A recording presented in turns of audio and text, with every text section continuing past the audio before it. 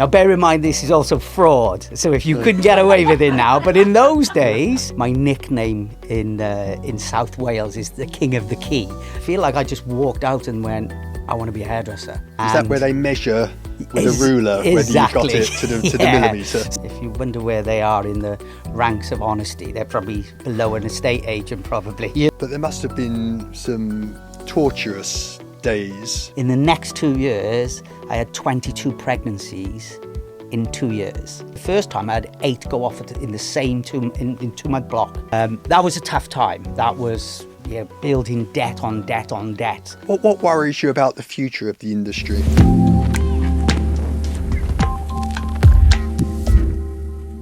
Welcome to Heads Together Season 2. I'm Michael Van Clarke, and today we have a very special guest, a man that's had the most amazing career as an award-winning hairdresser, educator, international salon stage, television, an award-winning salon.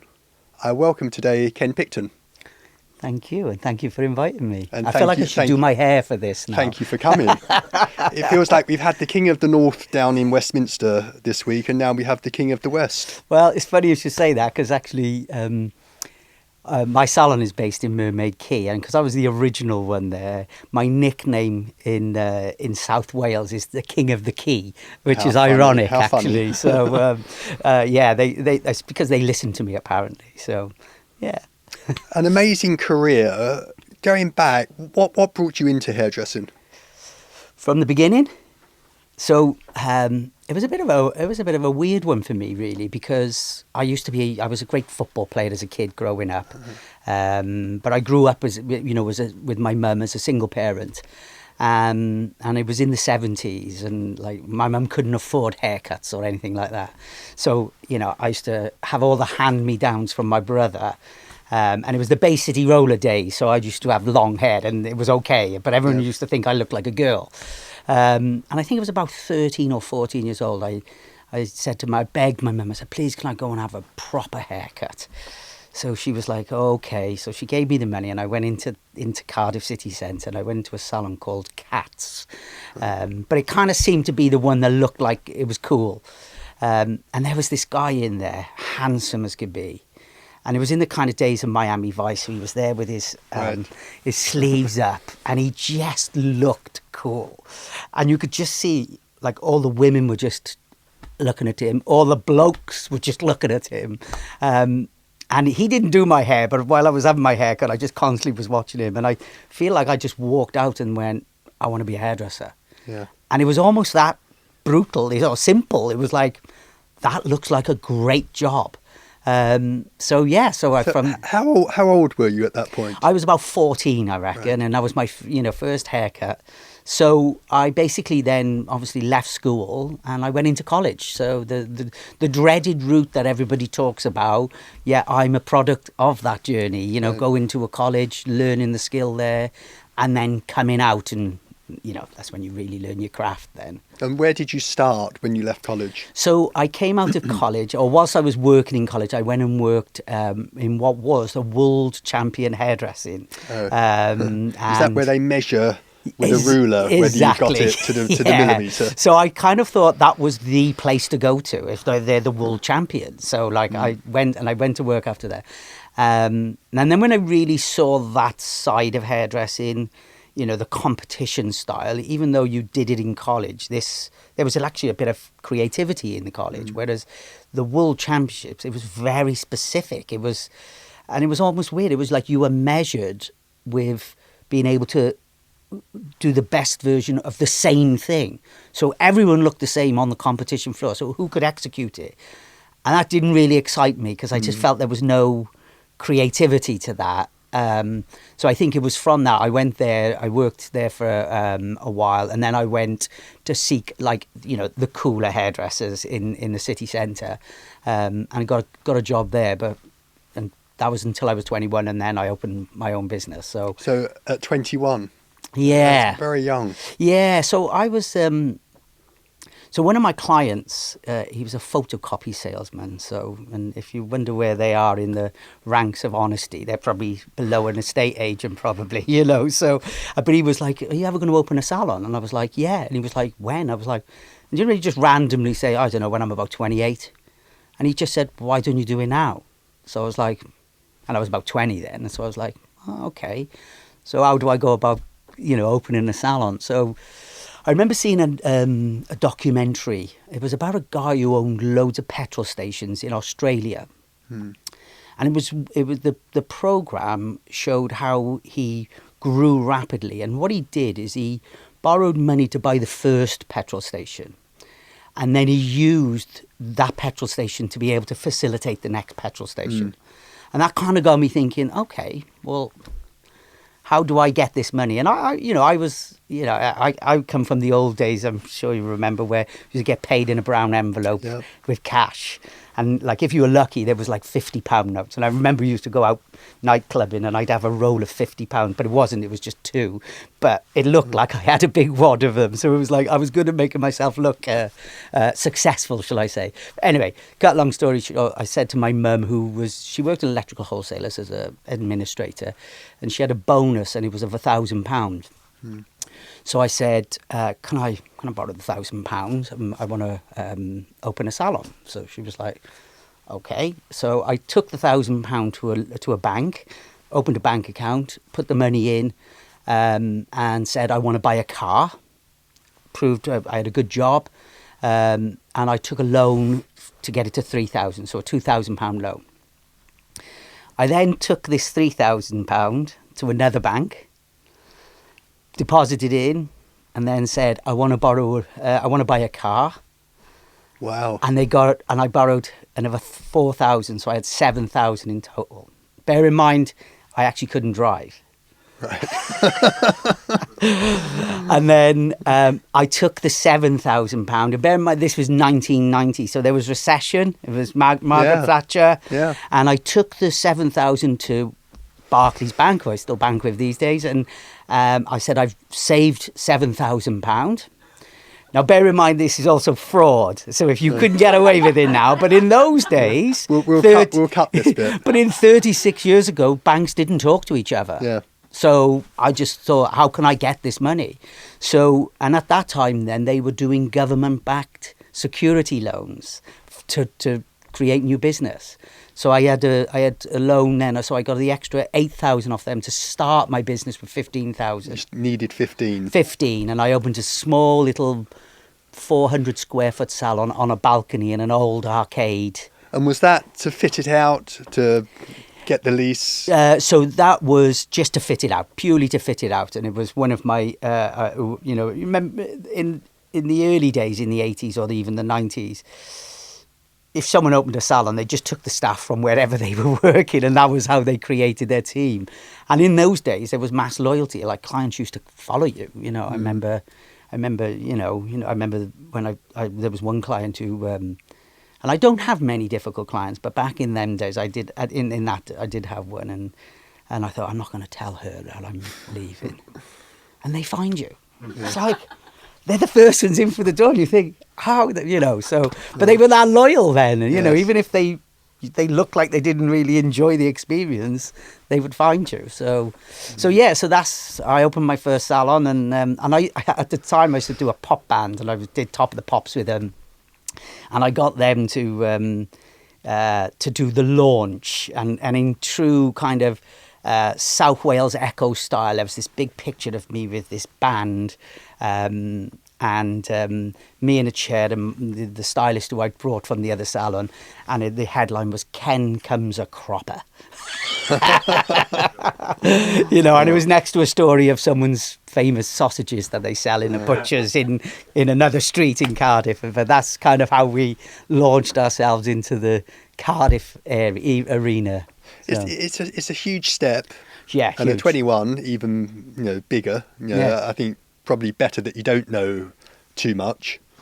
But there must have been some torturous days over the years. Yeah, I mean, I was always quite strong in trying to grow. And there are like some in business, I remember, for instance, there was one period where I'd moved from the city centre, which by the time I moved from the city centre, it was a 4-storey salon.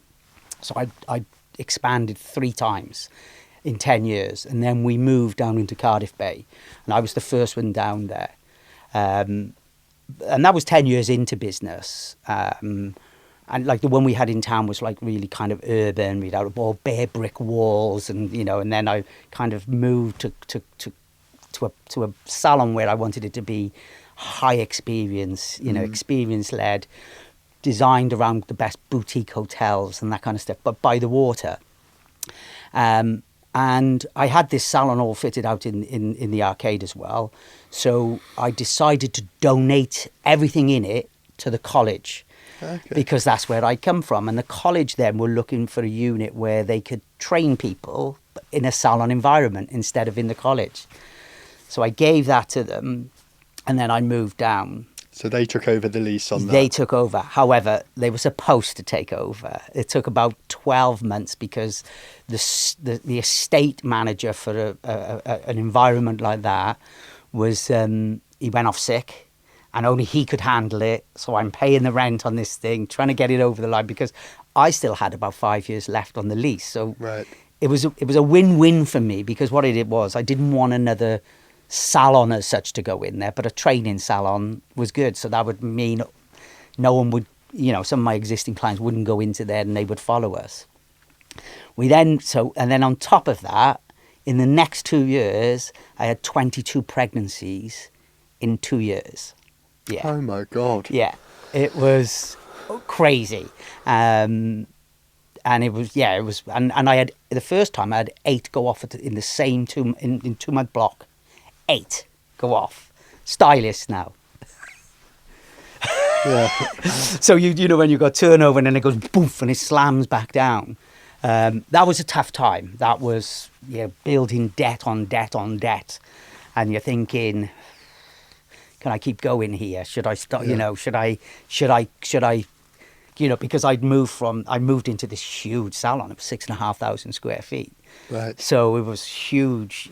So I'm fighting and fighting and fighting. Ironically, it's a bit similar to what I've experienced the last 2 years after opening a restaurant, bar, and deli. Yes. But yes. But there were tough times in those times. I eventually got the salon moved over after 12 months. We were also quite, we were busy.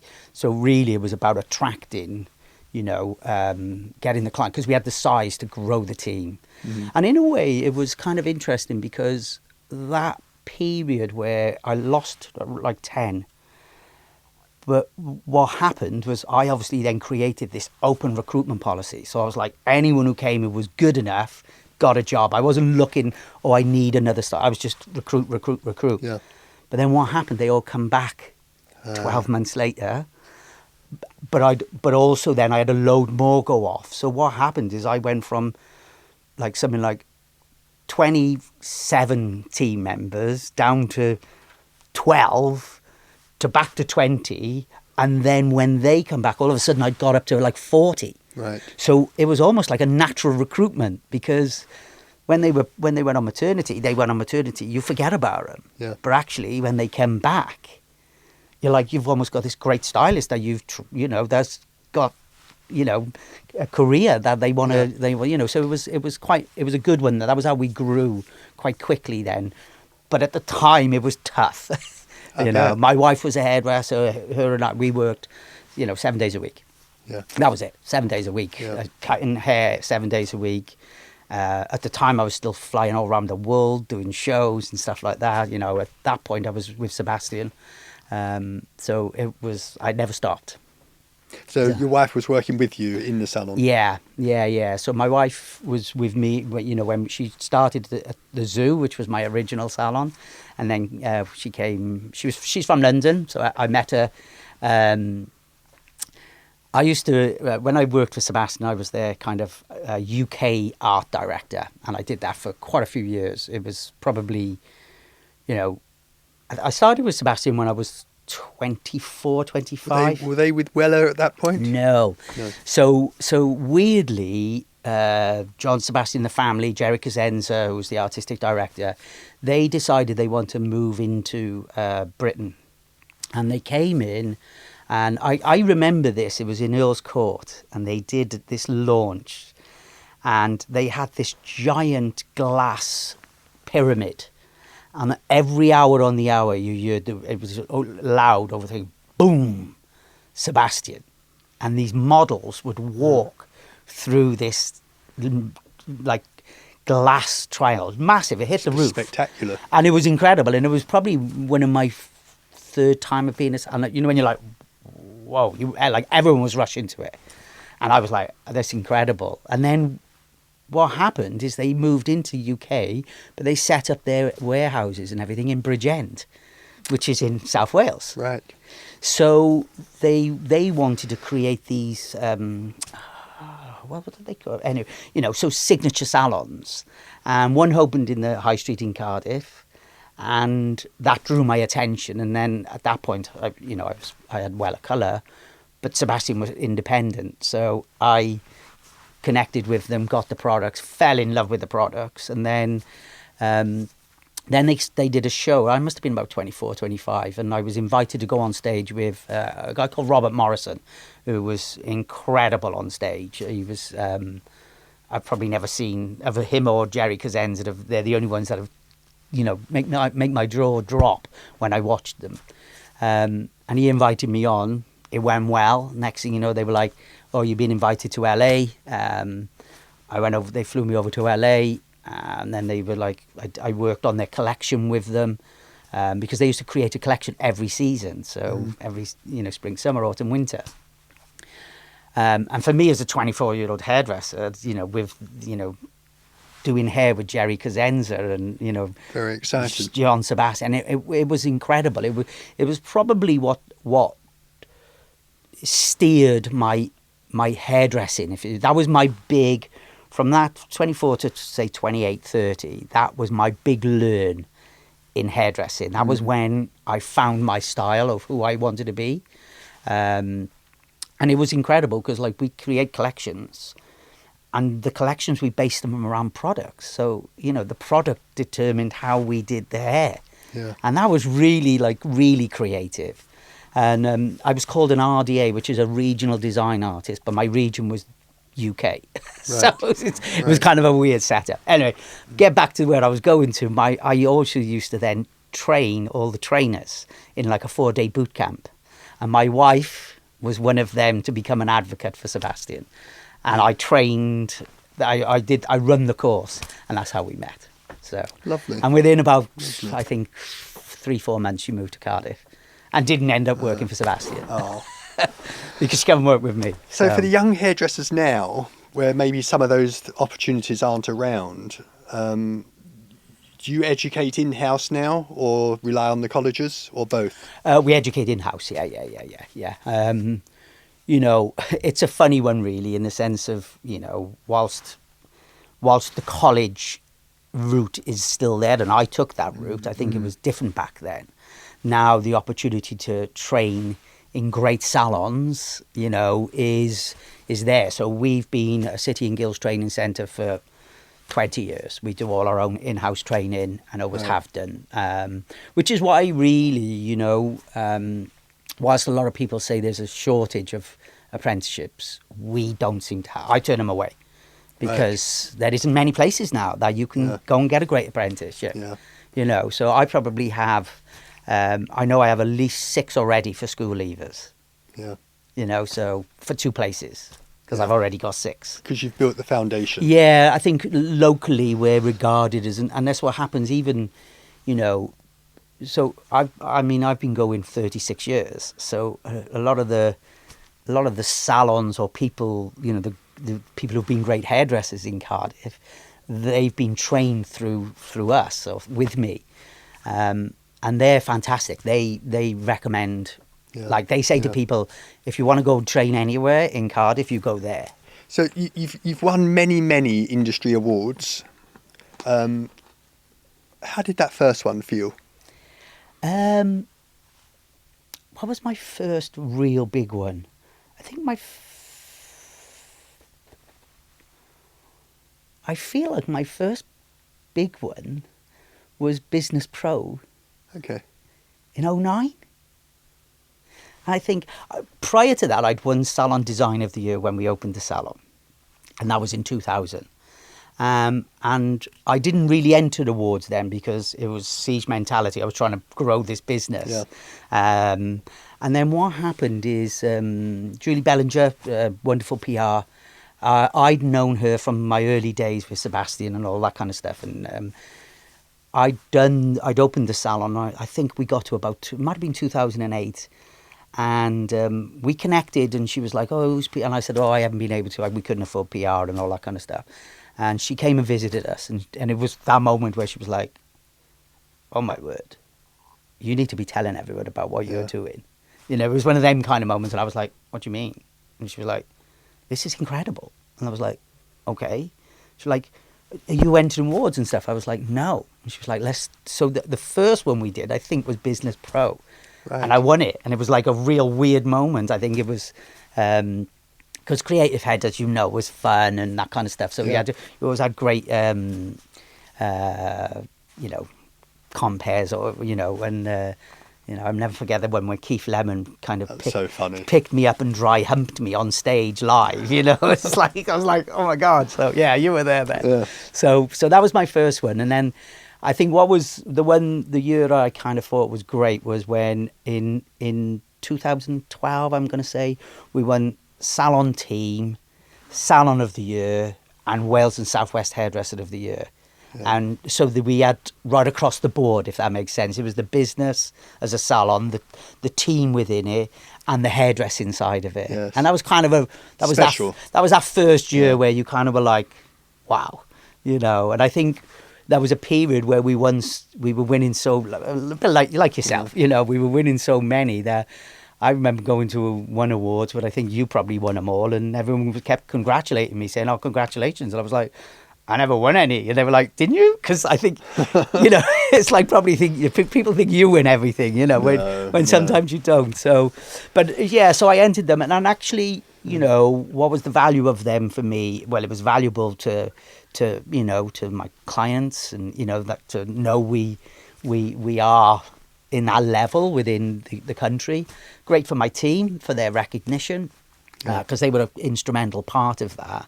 You know, I just orchestrate it, and, you know, I'm the one who come up with ideas, and, you know, they're the one who deliver that on a daily basis. So, you know, but it was a great time. It was a great time, and we're still, you know, still working through it now. You know. So, what worries you about the future of the industry? I think the only thing that really worries me is the lack of talent coming into it, and therefore the industry stopping the level of education that we've got to, you know. You know, it's hard to invest in that next generation when the costs are so high. Yeah. And like, here's a prime example. I mean, I've got 5 children and my youngest is 10. And my wife's a hairdresser as well. And she literally just recently posted, she came in and said, Dad, this mannequin, can I cut this mannequin? It was a 1-length mannequin. And when she was about 6, it must have been 6, in COVID, I did teach her how to do a 1-length haircut in the garage because I was bored. You know, it was like, I need to cut hair or something, you know, because we were locked up. And I taught her how to cut hair. And then I said, yeah, sure, okay. So she came, she got the mannequin, put it on a stand, and then she got the scissors out. I showed her this, you know, I said, this is how you hold them. And then I walked away. And then next thing you know, she's putting this bobble in the front and putting it up into a ponytail. And I kind of walked away. And then I said, my wife was sitting in the kitchen area looking in, and I said, are you watching? And she was like, she's just freestyling it. So I go in, I go, what are you going to do?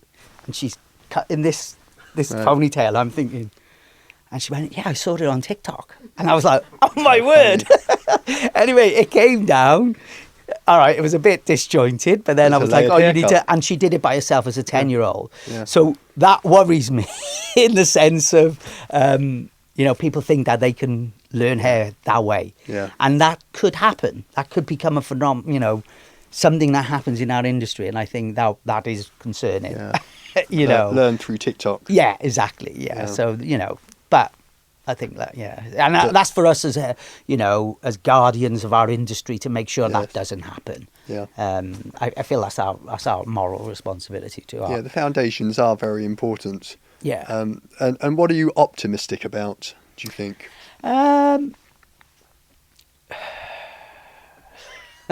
That stumped you? Yeah, right at this time, a change of government, there's going to be more pro, business and jobs and that kind of stuff. I feel like if that can come, we can get back on track as a country. Yeah. Growth. and employ and stay and allow the employment model to exist. I think that does more damage to the employment model than people wanting to be freelance. What it does to employ. But I'm super, like, I feel like as an industry, if you lead and if you look for innovation and look for that, 2 years ago, we had a very successful salon. It was like, and we came out of COVID, and that was tough. I lost, I think I lost in total 15 team members. Wow. Yeah, 7 through pregnancy. Some quit hairdressing full stop. COVID threw them a bit. One of my most senior girls suffered with her back, and when COVID kicked in, she didn't suffer anymore, so realised they were standing behind the chair. So yeah, we did. So I came out of it, with losses in excess of over £1 million. And as you probably know, because I had such a large salon, I didn't qualify for all the grants because my rateable value was too high. Yeah. So I had colleagues of mine, who have 5 salons having 5 lots of grants, and I employed more than them. But got nothing. Yeah. So it was siege mentality coming out of that. And then obviously 2 years into that process, then typical me, I'm bored. Over COVID, I was the president for the Fellowship for British Hairdressing, so that kept me busy. And then when you stop that, you're like, okay, what's next for me?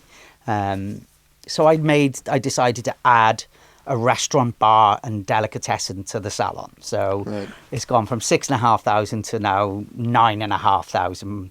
And that's been a journey for 2 years. So the restaurant, it's a morning to evening restaurant, bar and deli. So it serves the salon, serves all the refreshments, all the comp refreshments, all the food into the salon, as well as it being its own standalone restaurant. Yeah, it's called Picton and Co. And I currently now, after 2 years of lots of boiling water, I felt like a potato sometimes, but I managed to stay there. It's proven to be successful, and so now we're expanding the other side of the salon. So the salon is a ground, and all across the top, the restaurant sits underneath, and we knock through. So you walk through the salon into the restaurant. A restaurant, bar, deli, whichever. And then we're going to knock through to the other side, and we're opening a male grooming centre called Mr. Picton. Right. So we're expanding on that side of it. Even though we do lots of men, we feel like there's an opportunity for something, to elevate the male, hairdressing within our area. We do all the football players and the rugby players and all that kind of stuff. But, how can we make that better for them? So we're just kind of adding that into it. So, and it's slowly part of really probably taking the Ken Picton brand into the Picton brand, if that makes sense. Right. So I'm kind of trying to future-proof the brand as it is, and try and take me away from it, although that's seeming difficult. Let's pause there. That's really exciting to talk about this restaurant and Mr. Picton, and we'll pick that up on the next episode.